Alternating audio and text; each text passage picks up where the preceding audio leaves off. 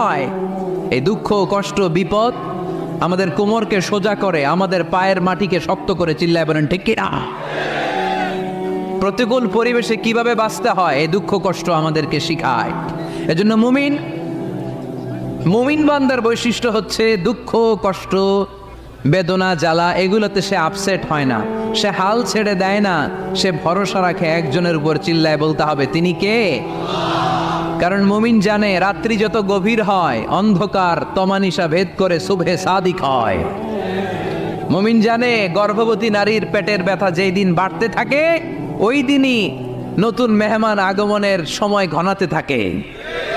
মুমিন জানে তার জীবনে দুঃখ কষ্ট বিপদ যত বাড়তে থাকে সুখের দিন কাছে আসতে থাকে।